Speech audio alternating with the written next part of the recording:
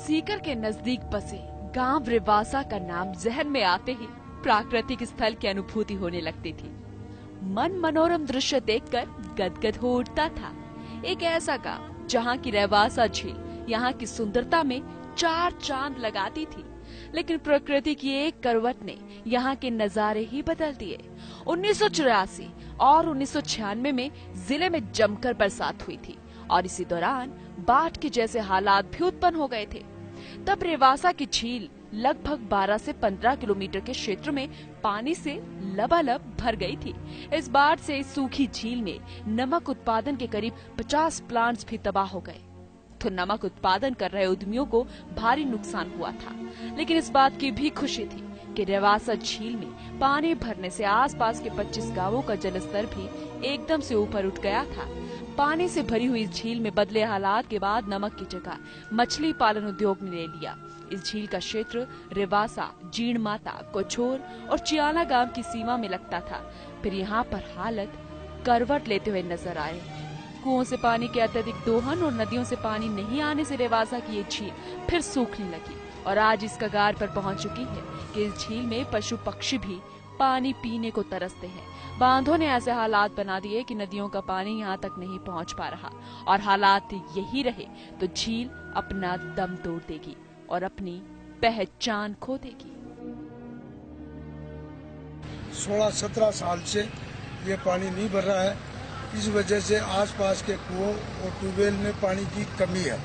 अभी थोड़ा सा 1916 के अंदर भरा था, वो केवल 2 महीने के अंदर खलास हो गया। अभी झील के अंदर कुछ पानी नहीं है, केवल पेड़ पौधे सूखे हैं। वहीं नमक उत्पादन की बात करें तो रेवासा में जहां 1996 से पहले 50 प्लांट्स लगे थे, उस समय 60 से 70 हजार क्विंटल नमक का उत्पादन होता था और ये नमक हरियाणा, पंजाब और दिल्ली सप्लाई किया जाता था। रेवासा झील में अब सिर्फ 6-7 प्लांट ही बचे हैं। इन प्लांट में भी अब जमीन से बोरिंग के माध्यम से पानी निकालकर छोटी छोटी क्यारियों में जमा किया जाता है और नमक उत्पादन किया जाता है। तेज गर्मियों में नमक का उत्पादन यहाँ अधिक होता है, लेकिन इस दौरान समय पर मजदूर नहीं मिलने के कारण नमक का उत्पादन भी काफी प्रभावित हो रहा है। उद्यमियों का कहना है कि रेवासा के नमक उत्पादन की ओर सरकार को ध्यान देना चाहिए। इस क्षेत्र में रेवासा में सन 1978 से नमक उत्पादन होता है। यहाँ पे पहले करीबन 50 प्लाट थे, लेकिन 96 में जो बाढ़ आई उसमें सारे प्लाट नमक उत्पादन समाप्त लगभग हो गया था। लेकिन धीरे धीरे कुछ उद्यमियों ने यहाँ प्रयास किया तो सन 2005 से लेकर यहाँ पर अभी तक 5 प्लॉट काम कर रहे हैं, जिनमें लगभग 60-70 हजार क्विंटल नमक बनता है, जो कि हमारी हरियाणा, पंजाब और दिल्ली तक सप्लाई होता है। तो वहीं रेवासा की सूखती पानी की झील और गिरते जलस्तर को लेकर रेवासा महाराज राघवाचार्य भी चिंतित हैं। राघवाचार्य महाराज का कहना है कि इस ओर सभी को मिलजुल कर प्रयास करना चाहिए और पानी का अत्यधिक दोहन रोकना चाहिए। रेवासा की झील इतिहास में पढ़ाई जाती है। यहाँ पर इस झील के भरने के कारण आसपास लगभग 10 कोस के लोगों को कुएं के पानी का स्तर ऊंचा हो जाता है। जब यह झील भरती थी तो हमारा जो पीछे का कुआं है उसकी मोटर ऊपर करनी पड़ती थी। यहाँ पानी हाथ से खोदने से निकल जाता था और इसलिए जब से वर्षा का अभाव हुआ है तब से यह झील का भरना कम हो गया।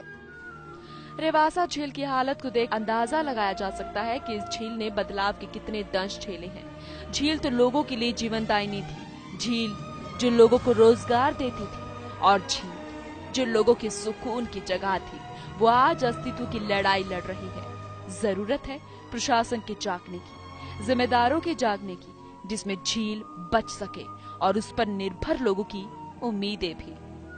फर्स्ट इंडिया के लिए सीकर से रमेश की रिपोर्ट। सीकर से हमारे साथ हमारे संवाददाता रमेश जुड़ गए हैं, उनसे और ज्यादा जानकारी लेते हैं। रमेश, इस झील की जो दुर्दशा है प्राकृतिक कारणों के साथ ही है, लेकिन इसके बाद भी यहाँ पर अत्यधिक दोहन किया गया, कुएं यहाँ पर खोदे गए और भी तमाम ऐसे कारण हैं।